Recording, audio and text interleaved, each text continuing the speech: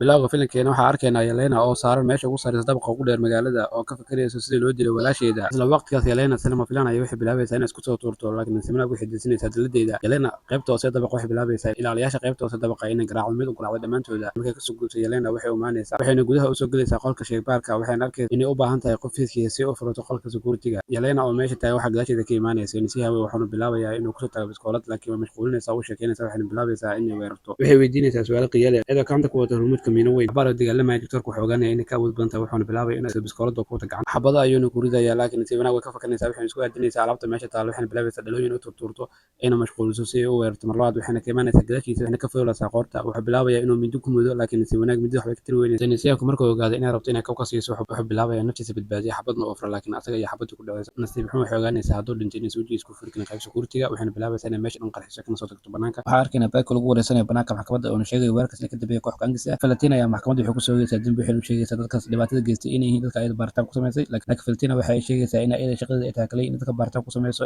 ina soo saaro dad geesiyaal ah si u difaacan dunida ay u baahan tahay dad geesiyaal oo difaaca laakiin nasiib xun Valentina cabashadeeda maxkamadda weydiinaysaa waxayna ku ganaaxaysaa inay soo afjarto arrintan ayada ay bilowday iyo tiimkan ay awoodaha qaaska ay siisay waqtina ay u qabanayso si ay ugu soo afmarlay tiimkan dhanka kale banaanka maxkamadda waxaa ku arkaynaa Valentina iyo gaariheeda meel oo qorsho u dagaasay tiimkan u soo afjar lahaayeen dhammaantooda isla habeenkaas Helena ayaa waxay soo baaqaydaa aabaheeda Alexi waxaan ogaanaynaa inuu Alexi ahaa superhero hore laakiin hadda uu shaqo bilaabo Valentina waxayna u sheegaysaa shaqadeeda cusub ee Valentina u hayso inuu ku faraxsan yahay kale wuxuu leeyahay aad ayaan ugu faraxsanahay laakiin cabaar ay sheekaysanayaan Yelena ayaa waxay bilaabaysaa inay u sheekayso walaasheeda oo dhimatay aabaheeda aad ayuu u xanaaqaya wuxuuna u sheegayaa inuu kasoo tegi doono shaqada xun oo hadda haayo oo kusoo biiri doono tiimkooda si u baabiyaan dadkii dilay walaasheeda laakiin isla habeenkaas Valentina ayaa waxay soo wacaydaa Yelena waxayna u sheegaysaa inay jirto sir dahsoon inay ku jirto qasri ku yaala banaanka magaalada waxayna u sheegaysaa inay tagto qasrigaas inay ka soo qaado sirta dahsoon ee warqadaha loo baahan yahay dhanka kale Yelena ayaa imaanaysa qasriga weyn waxayna bilaabaysaa inay gudaha u soo gasho qasriga markay gudaha u soo gasho aad ayay ula yaabaysaa qasriga waxaana yaala warqado aad u tiro badan waxayna bilaabaysaa warqadaha loo soo diray in dhexdeeda warqadaha gadaasheeda waxaa ka imaanaya John wuxuuna bilaabaya inuu rasaaseeyo Yelena ayaa wax bilaabaysa inay iska daafacdo waxayna isku qaadaan weerar aad u daran cabaar ay dagaalamayeen labadoodu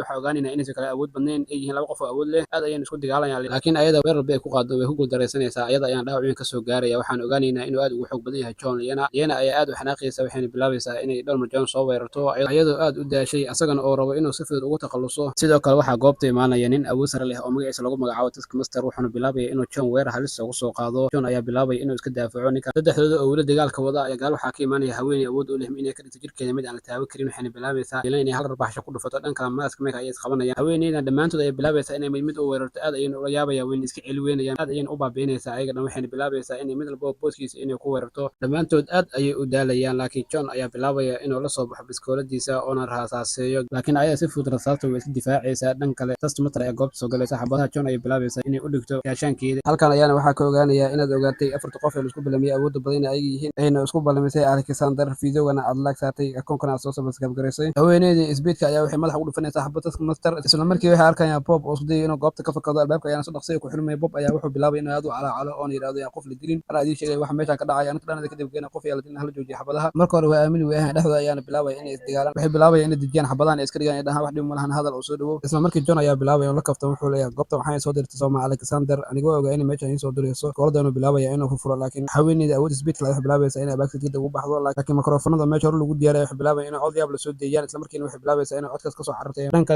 xaflad ka dhacday hotel weyn gudihiisa ayaa Pac wuxuu kaarkiisa u siinayaa meel wuxuu leeyahay markaad dhibaato aragto inay ila soo xiriirtaa meel ay wax u soo laabanaysaa Alexander waxayna tusaysaa kamera CCTV waxay duubtay goobta Alexander ayaa waxay bilaabaysaa madaxda xaflad iskugu imaatay inay iska tirto ayna korto qaybta sare ee dabaqa kamera CCTV ayay fiinaysaa Alexander waxayna arkaysaa tiimka oo heshiiyay oo jooji dagaalkii ay wadeen kuna dhex yarmay gudaha dhismaha weyn waxayna bilaabaysaa inay daarto alarmiga degniinta laakiin tiimka waxa arkaynaa in la siiyay hal daqiiqo si ay ugu baxaan goobta filimkan wuxuu leeyahay baartooda doonaysa inaad daawatay qaybta saxiixta waa inay ugu reebtaa qaybta committee-ga faalladaada